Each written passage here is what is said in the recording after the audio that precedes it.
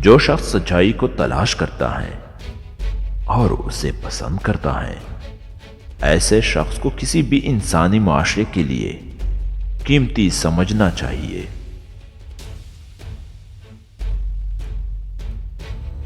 جو کچھ آپ کے اختیار میں ہے اس کا بہترین استعمال کریں اور باقی جیسے ہوتا ہے اسے ہونے دیں۔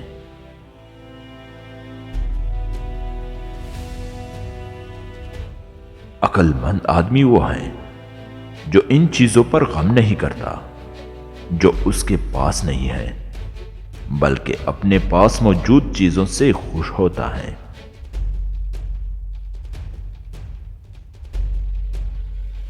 زندگی میں کچھ بڑا ایک دم نہیں ہو جاتا، اس کے لیے وقت درکار ہوتا ہے۔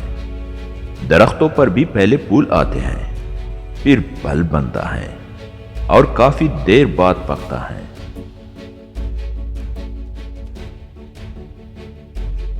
پہلے خود فیصلہ کرو کہ تمہیں کیا بننا ہے اور پھر اس کے لیے وہ سب کچھ کرو جو تمہیں کرنا چاہیے۔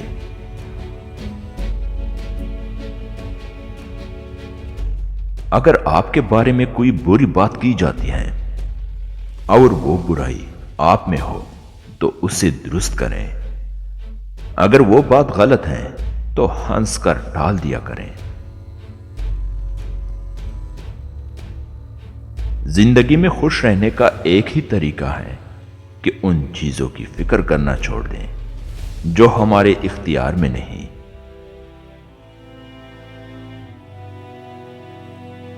جیسے کسی سمندری جہاز کو ایک ہی لنگر پر اعتماد نہیں کرنا چاہیے، اسی طرح زندگی کو بھی صرف ایک امید پر نہیں گزارنا چاہیے۔ اپنی غلطیوں کا الزام کسی دوسرے پر لگانے کا مطلب یہ ہے کہ ہمیں تعلیم کی ضرورت ہے۔ خود کو غلطیوں کا ذمہ دار سمجھنے کا مطلب ہے کہ ہماری تعلیم شروع ہو چکی، اور اگر ہم غلطیوں کا ذمہ دار نہ خود کو سمجھے نہ ہی کسی دوسرے کو، تو ہماری تعلیم مکمل ہو چکی ہے۔